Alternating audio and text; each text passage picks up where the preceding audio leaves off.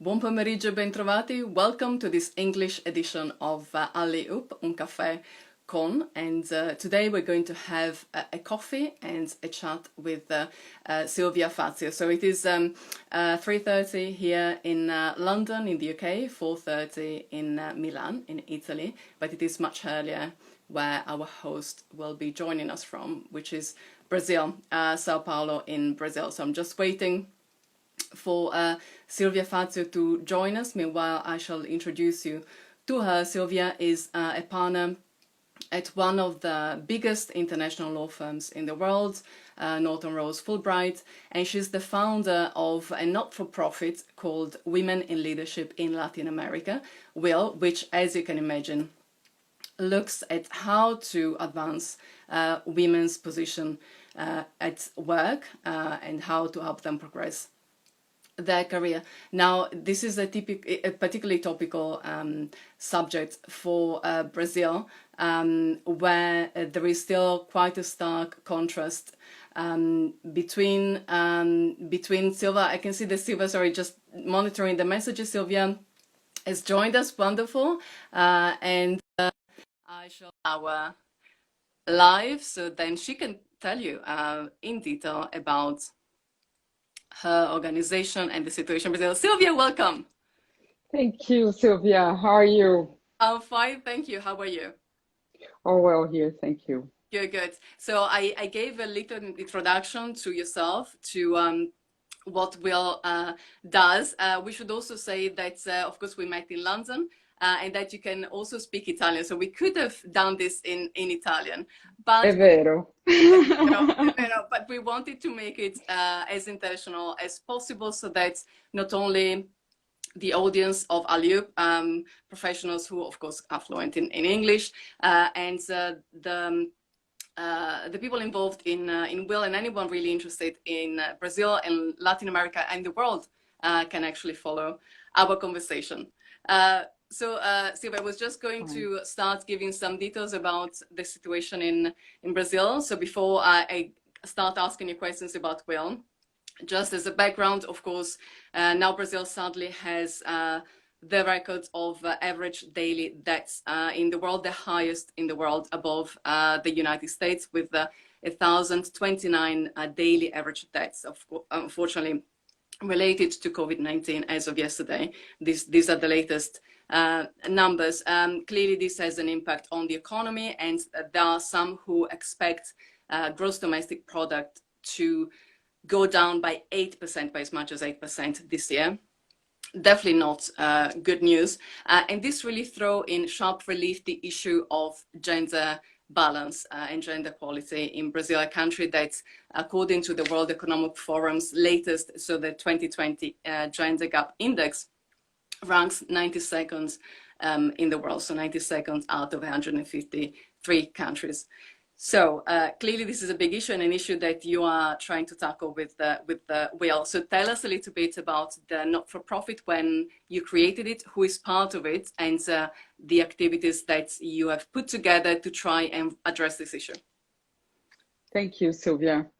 Yeah, the scenario in Brazil is not ideal. Unfortunately, we indeed have this rate that's only increasing on a daily basis, and the death rate, it's very sad to see what's happening here. This is obviously the result of uncoordinated politics and a lack of interest from the federal government in addressing the issue, and a real denial. This was widely reported worldwide, the denial of our federal government and the issues we had. So many, well, 2 replacements of a health minister here. So we had this issue with COVID from the beginning, and we don't see, talking to scientists and specialists, unfortunately, at the moment, we don't see any light in the end of the tunnel. So the situation is what it is. In terms of what we have been doing at Will, well, Will, as you said, is a non-profit organization. It's not only a network of women We have many men supporting us, which is what we want. We want to involve men. We want to gain their interest. We want to talk to senior executives of corporations. And that's very much in our DNA. We want men to support us. We want corporations to promote women into leadership in Latin America. And despite all the situation, and I think people who are following us now probably will know that we had political issues also in Brazil that also damaged the situation of women here, the position of women here. But what is the positive news is that the society did not change, and the society is not going to change despite of the politicians that have been elected. Society still wants very much, and the consumers still want very much to see women and diversity being promoted into leadership. The Brazilian consumer, and I think also we could see this very clearly from the Black movement, the Black people movement. And I'm very pleased to see Black women here in Brazil finally having the courage to address issues, and some corporations in Brazil also finally taking a firm position on the racial. And we have a racial issue which is as bad or even worse than the situation that there is in the US here in Brazil. But this is particularly difficult for the Black women. And we can see this from numbers, from the statistics. And also in terms of COVID, we are talking about COVID, the Black population is the most affected because they unfortunately are still obviously a historical inheritance from slavery times and not being able to progress in economic terms. Actually, I keep talking about economic exclusion of Black people in Brazil. So because it's substantially worse than the US in these terms, because it's a total exclusion from Really, Brazil finds itself at a very painful and important junction. So of course, the gender inequality is compounded by a dire inequality when it comes to ethnicity as well. Yeah, and of course, exactly.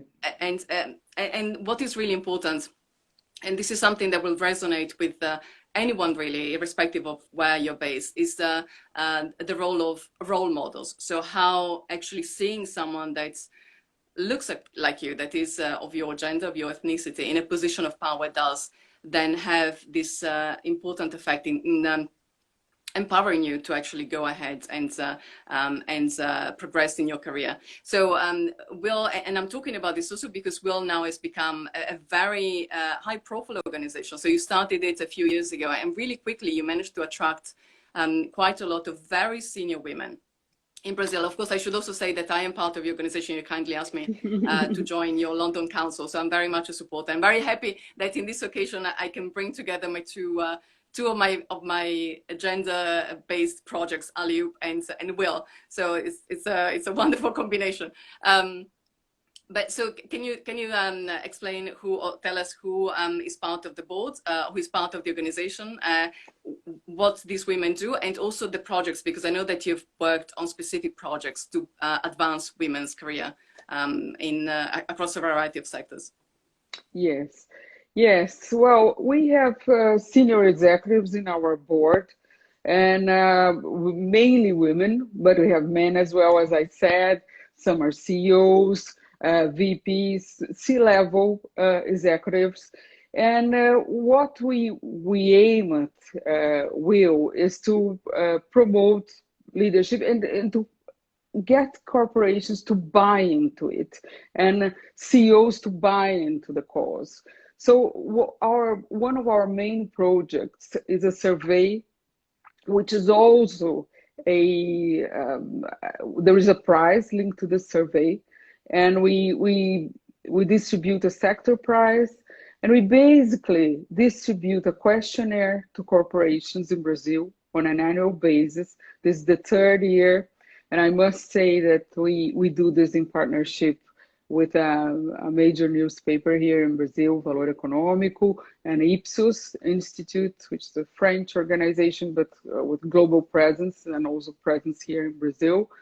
And they deal with the methodology of this survey and research, really, of the market.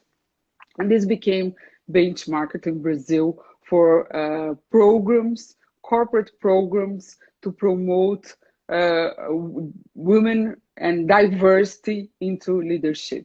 So basically, distribute this questionnaire to corporations, and this questionnaire also guides corporations on what they should be doing to promote diversity into leadership. Basically, we have some important pillars, which are the how to attract talent, how to promote talent, how to avoid discrimination, all kind of mentorship and sponsorship policies a corporation may have, all the difficulties women may face when they return from maternity leave, parental leave in general.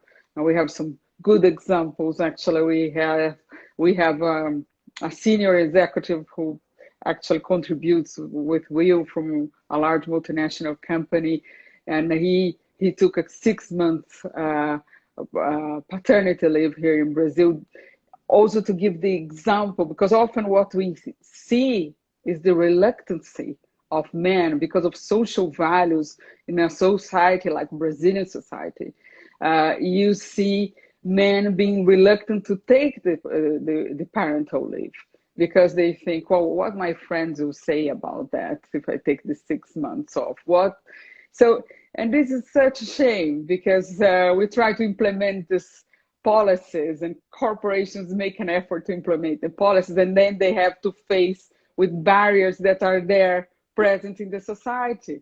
So that involves a major transformation of society. That's why we insist in being close to the media and talking to the media the whole time.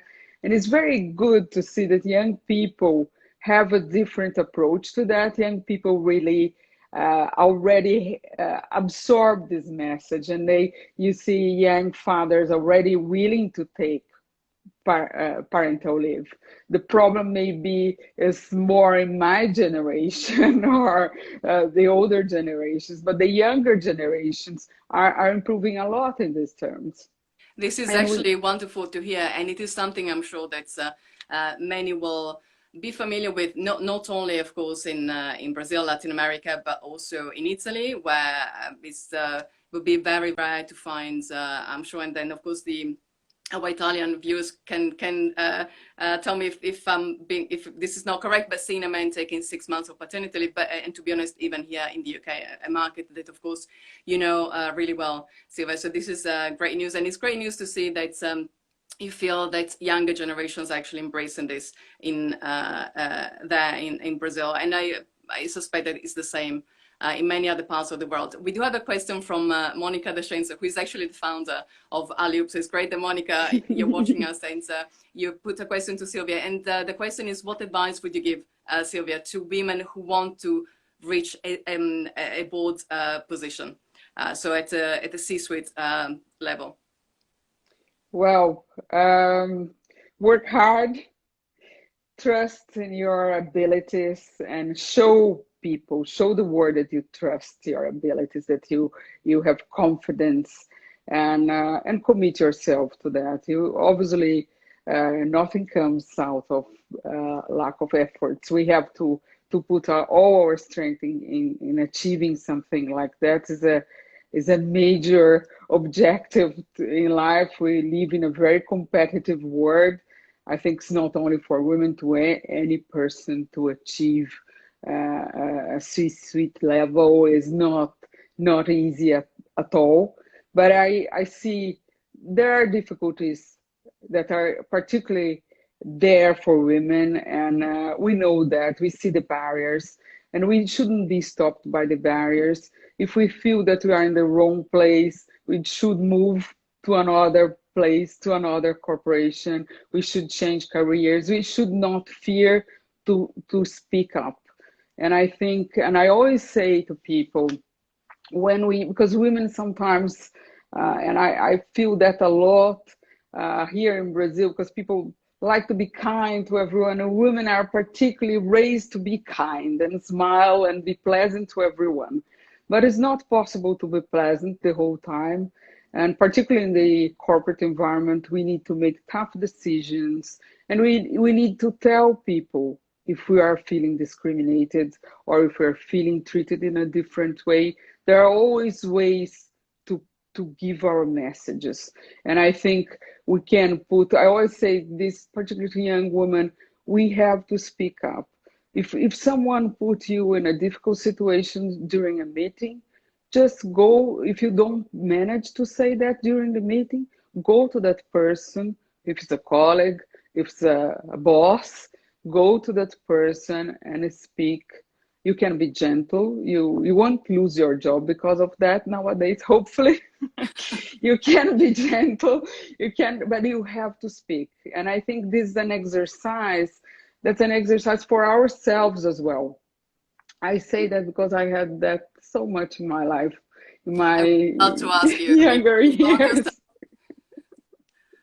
Yeah, I suffered so much. I think if someone had given me this advice when I was 20, I would have been very grateful and because, and and you do have an international career, so you have actually worked not just in the UK and Brazil, but in Italy. And did you work in Germany as well? Uh, no, I was a student in you were a Germany. No, I student in was Germany, so a you passed the bar postgraduate in student. Germany, so you can actually Yes, you can practice in Germany. So in theory, you could, but so you worked in three different countries, and of course, you have been exposed to different work environments. Uh, the law firm you work in now is an international one. You have been working for British law firms for while you've been exposed to the Italian market, and you were saying, of course, is someone, and I actually. Yes, I can. I can see the value in what you're saying. But perhaps when we were younger, when we were in our 20s, the world was slightly different. But for young women and men as well, entering the and workforce man. now, it is definitely something that's it's such a good and useful advice. And are you finding these women or these men perhaps coming to you to tell you, I'm feeling uncomfortable about what someone told me, can you help me? Do you see them actually opening up and speaking up?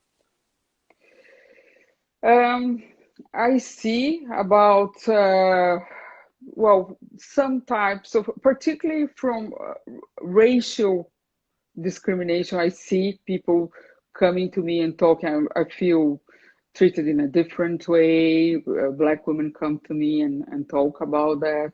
I feel that I need to behave in a different way. I'm now in a position to say things I wouldn't be able to, and they see value of attending our meetings and attending our conferences. Now everything's online, unfortunately, but hopefully we'll move back to live conferences uh, towards the end of the year.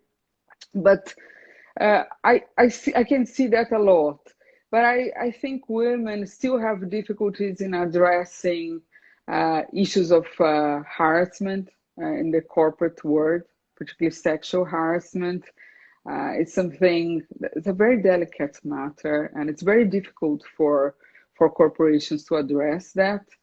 And I I keep telling people when I go to meetings with senior women, senior business women, and I say, well, I don't think any of us never encountered sexual harassment in our careers.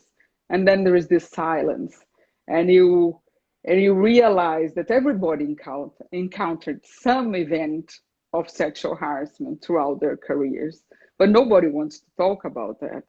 And you realize that nobody ever talked about that. So that's an area that I still see, and I see both for young people and people of my generation, still there is a barrier there to talk about these issues, and there is a fear of judgment, a fear of corporations not understanding, not addressing. So I think that's an area that requires maybe support also from psychologists. And we believe a lot on that, on support from psychologists for corporations as well, particularly in issues of this type. But I can see younger people more empowered to talk about things. And often we talk about bias, and in recent times we've been talking about unconscious bias. So assuming that if the majority of prejudice we might have is unconscious, although actually listening to a psychologist talking some time ago, he was saying, no, forget it. I mean, bias is very much conscious. So when you bump Yes. against, so this was a former actually basketball player who I think is the sport is correct. I hope I'm not misquoting. I think it's correct. British who went to play in the States, came back, set up his own consultancy. So very tall, big black man, and he said, believe me, if I walk down the road wearing a hoodie, I guarantee that people are crossing the road, and it's very much conscious. So this to say, if bias, then we shouldn't assume it's not unconscious. We should also accept that it may be conscious. If you do come across that, and it is from the very top of the leadership of a company, are you hopeful that actually things are going to change? What kind of tools do you have? You can, of course, always go to HR, but then there is always that, suspicious, and it's kind of been proved to be correct in many cases, that HR does work for the company, not necessarily to protect you, the employee. So where do you go? Whom do you talk to? What kind of tools do you have to overcome that bias? Yeah, there are systems that can be implemented in corporations. The larger corporations are better able to address these issues in a way because they can implement systems like undisclosed names, reports of situations like that. But I think, going to your point of being conscious or unconscious bias, I think they start as unconscious. We discuss this a lot with psychologists. I think there are an element of unconscious bias in every bias. And then at some stage, it moves from the unconscious type of bias to a conscious attitude.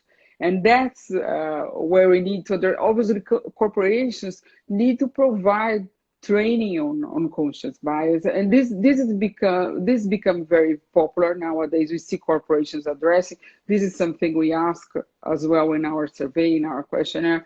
And we see a number of corporations giving training to senior executives on providing all this type of very good quality training and regular training and monitoring if people are progressing in terms of their attitude. But obviously, I think people have to react.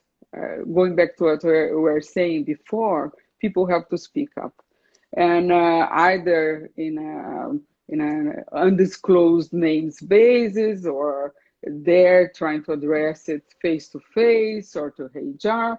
And then if there is no solution, because I think what you said is right, unfortunately, HR works for the corporation, and there is only so much they can do.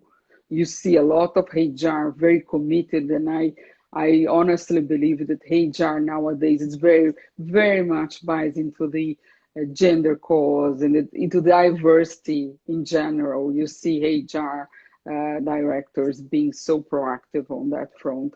The problem is that if the senior executive, if the CEO doesn't genuinely buy into it, no program will work. I think we need to talk, when we talk about diversity, we need to talk about genuine empathy and genuine support from CEOs and C-level executives, just because otherwise you don't see the culture of the company changing. You see, oh, this is a HR initiative, all these policies. And it's a shame that HR sometimes is viewed like that and is referred like that by employees. Oh, that's the HR initiative. We don't need to pay attention to this. It's a shame, But if the CEO doesn't buy into it and doesn't show that he or she is following and really supporting these initiatives, the culture of the company is not going to change, and people are not going to buy into it. And then we go back to the vicious circle of people just not respecting the different.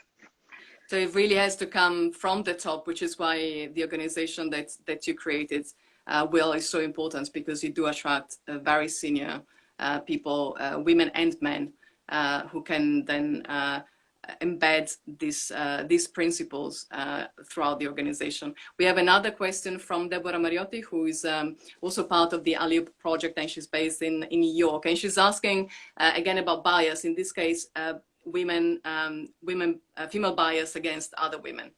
Is this something that you encounter, and how important is it, is women supporting other women? Yeah, that's a very, very important question. And we keep talking about this in our seminars and our discussions. Many women raise this issue of not being supported by other women who are in a senior position. And that's a shame. Unfortunately, I think the first step for us as women is to recognize that still exists. And unfortunately, there are a group of women who are not prepared to support other women. These people still exist, unfortunately. They are becoming a minority. We see more and more women, again, the younger generations, supporting each other more. We see sorority, just this chain of support. And it's interesting that men naturally had these networks that they historically used to support each other, and they historically find empathy to the colleague who went to the same school and came from the same village. Again, we are always talking about supporting people who are similar to you. And now what we want to see is people supporting people who are different to you, so different to what they are, and making senior people able to see the talent of people who are completely different from you. And that's what we really want to see in a genuine way. And it's not easy, but we can see a lot of improvement. And we have, for instance, an event here in Brazil that's called Inviting Men to the Debate. And we are already in the 6th edition of this event. It's an annual event we do with the support of Goldman Sachs here. And we invite CEOs to talk about. And of course, the head of Goldman Sachs, sorry to interrupt, is in Brazil. Is a woman. Is a woman, a very powerful lady. Yeah, very powerful, very intelligent woman. And we share. Has all my admiration. And it's called Silvia as well. Yes, but even before Silvia times, they supported this initiative, and this is something, and she immediately embraced the initiative, and this is to invite CEOs to talk about this. And in the beginning, we saw men just saying, "Oh, thank you so much for this invitation." 6 years ago, when we started the project, that's a great idea. But unfortunately, we'll be traveling on those dates, so nobody was ever available for the. And suddenly you see all these men. Now we have almost waiting lists of men CEOs. They approach us. They want to talk at our event. And we feel so proud of that, because it's a transformation. We can see that things are changing. And we always talk, and it's when in this event with men, there's always this question of why women don't support each other. And that's still coming up, but it's improving. It's improving. It's a cultural issue as well that we need to address. Why not support? I think because it comes from fear. Maybe women who are in a top position, they struggled so much to achieve that they don't want to see other women achieving it so easily. Some people have weird psychological reactions to to what they achieved in life. And I think that's what it is sometimes. But the important thing is to bring these people to all these debates and make them see that we can have a better world, that all women don't need to struggle as much as we did. They don't need to go to have their children go to the hospital sending emails, as I did when I went to have my child. I went there in the car sending emails and just all the time working. Not yeah. Because you were afraid to say, actually, I'm giving birth. If you Exactly. were, because it is seen as a weakness. You have this, this ability Exactly. to produce human beings, but something that is getting in the way of your work.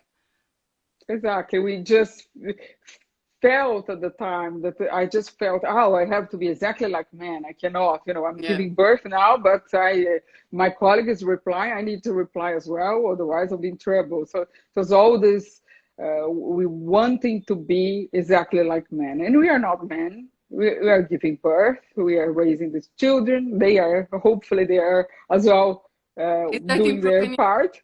Yeah, is that improving in Brazil? Because of course there is, particularly looking at it from the outside, there is always this, maybe it's a stereotype, right, of the kind of the macho culture. Of course, macho is not necessarily a word that applies to Brazil, to Portuguese, but are men actually also sharing the workload at home more in Brazil?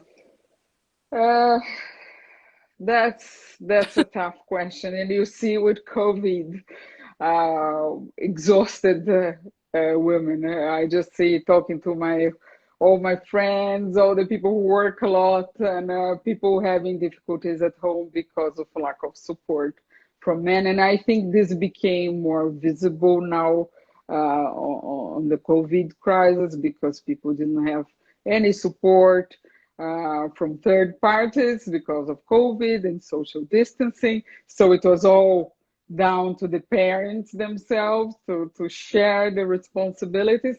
And when you see that you are not sharing an equal basis, and women are there doing home office 24/7 and also parenting work and all the chores at home and all of that.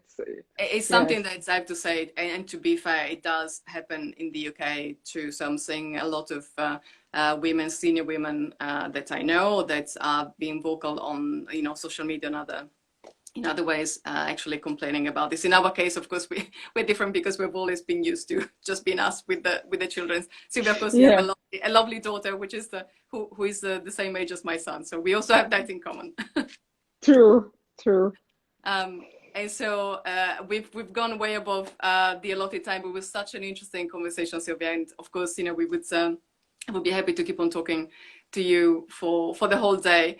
But we should probably wrap up. And just to say how important, of course, it is to see women and to see a diverse, even style of leadership in top positions. And of course, Silvia, you are one of them. You represent.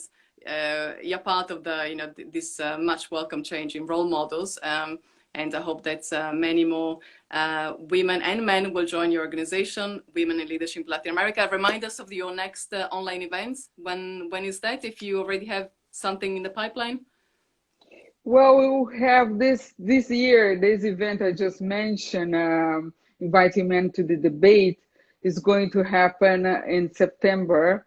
I'll share with you the exact date. We are organizing this. We had to postpone to the second semester. Usually would be in June, but we in the beginning of the year we're hoping that the COVID crisis would be ended by September, but obviously not. So it will be an online event. I'll share with you the dates.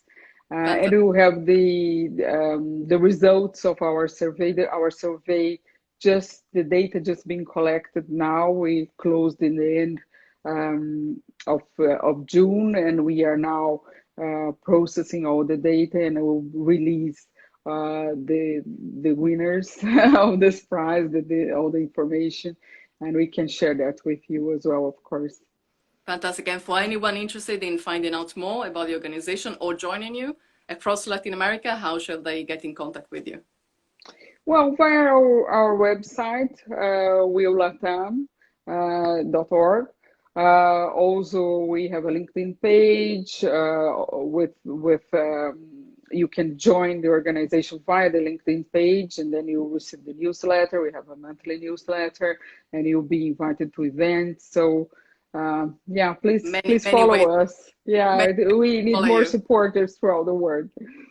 Fantastic. And of course, again, well, it's about Latin America, but you do have a New York council and the London council. So it's very much international, really. And of course, Yes. the issue of gender balance and then gender equity is very much international. The same goes for, of course, the project of Alioup.